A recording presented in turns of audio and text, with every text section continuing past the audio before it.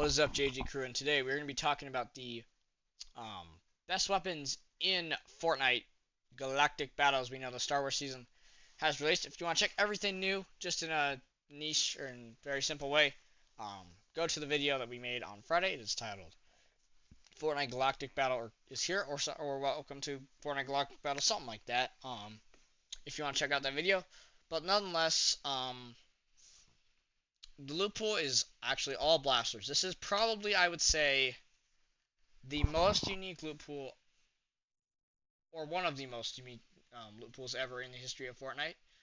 I really think it's really cool. I mean, we've had Star Wars seasons where we've had some of these blasters come in, like the E11 and DC-15, but it's been mostly underwhelming weapons in the past, and they didn't really matter. So, yeah, that's kind of the point of that. And then lightsabers, they've been in the past. But overall, we've not seen a lot of these new weapons they've added this season. People have complained about how they say that this season's repetitive and this is like an old season. I don't agree with that statement. I think that this is a very different season if you've been watching a lot of it or playing a lot of it. It's a whole different Star Wars season. Like, they went all out. The POIs are cool. Unfortunately, they're on the sides of the map, but every single POI is really cool. I was landing at the first order base today. That is one of the coolest POIs I've ever seen. It was on a hill, man. I enjoyed fighting there so much. I mean, as long as you position well, it's just such a fun POI to be at. It's such a big step up from the previous POI we had there. Um, I just like it a lot more. There's a lot more to enjoy about it. It fits the theme. It's pretty darn cool. I love the first order base, and I think there's a lot of cool things that they can do with that, and I can't wait to see what more map changes they make this season. But nonetheless, what are the best weapons this season? So for our shotguns, and I may get the names wrong, but I'm going to do the best I can. We have the ACP Scatter Splatter and the BARM S12 Scatter Splatter. Alright, and for shotguns, I think it's an obvious choice that you take the pump version of the Scatter Splatter, not the BARM S12, but the other one. I just forgot the name. The names are so confusing. But anyways, you should take that one because it is the pump-like shotgun. The other one is attack-like shotgun, and it doesn't do enough damage. Its damage is kind of weak for attack. Its fire rate is very okay. I wouldn't use it. I like the pump more. I really enjoyed using the pump. That's all I care about in Fortnite, is a good pump shotgun. Seasons are a lot funner when you have a good pump shotgun. And it's a new pump shotgun, which is nice. I like it. The sound is satisfying. It's fun to use. It's good. It's what I like in a Fortnite gun. And now for the SMGs, we have the CR2 blaster, which I think is an early game like weapon. There's just so many weapons that you would need that I don't think this one is good enough. It's good to start in the early game, definitely is. Especially with these new POIs in your first landing, close range fights, stacked to the shreds. Makes it really nice in close range. But as you get into the mid game, the value of it just drops. Because of other weapons, like the ARs we're going to talk about, we have the F11D blaster, the DC-15 blaster, we have the something 19 blaster, which is a pretty fast firing gun, similar to like the TAC AR, if you want to compare it to something. And then we have uh, the scoped blaster. I think it's called the A280 CFE blaster rifle, I believe is what it's called. It's the one with the scope on it, the sight. That can be good from long range. I don't think that weapon I would categorize in this group of weapons. I would categorize the F11D, the E11 blaster, the DC-15, and then the something 19 TAC AR like blaster, and then the heavy blaster, or not the heavy blaster, but that will go in the AR category. I categorize this as like the mid-range category. I'm not going to put like AR category. I'm not going to try to make them ARs. That'd be too confusing. That's too much. But nonetheless, of these F11E, the E11 blaster, the DC-15 is a heavy blaster, so we don't count that. And the something 19 gun.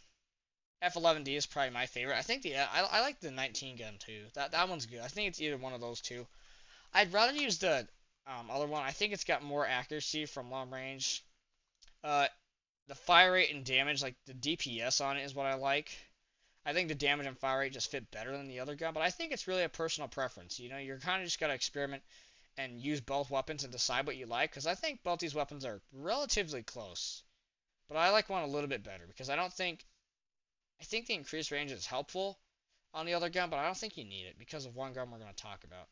And I'm going to categorize the Marksman DMR um, with the red dot side AR since they kind of play a role of playing at really long range. And with this one, I am 110% taking the Marksman DMR.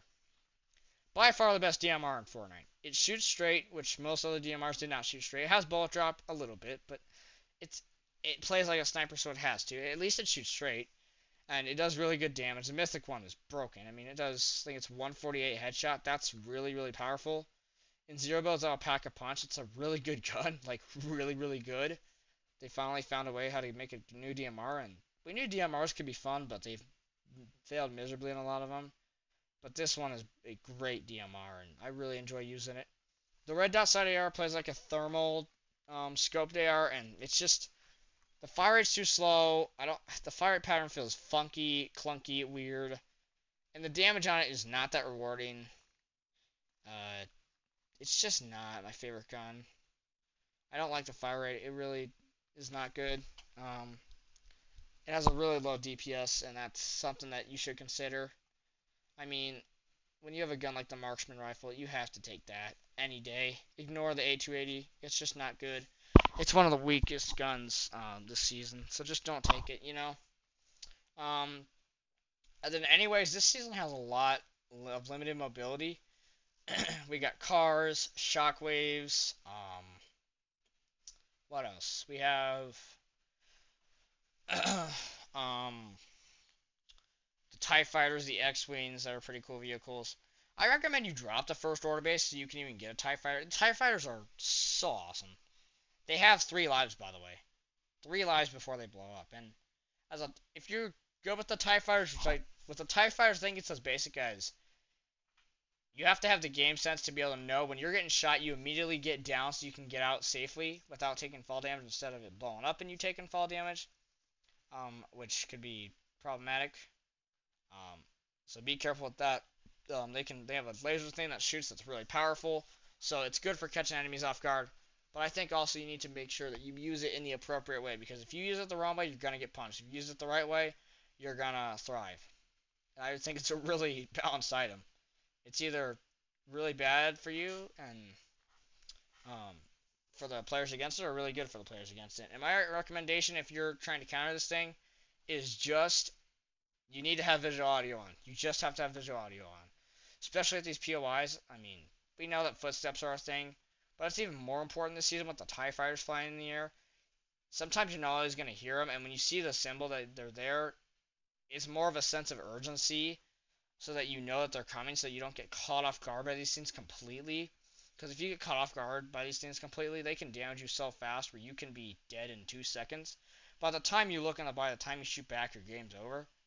So make sure to be safe and don't put yourself in the end game in situations that cause issues. Like don't playing bad positioning is going to get punished this season a lot. You're going to get punished for playing bad positions because if you play in late game storm circles and you're rotating in, especially with the strong guns and these blasters, all they're gonna do is hold you back in zone. Position correctly, have sense of urgency. That's my main tips for this season.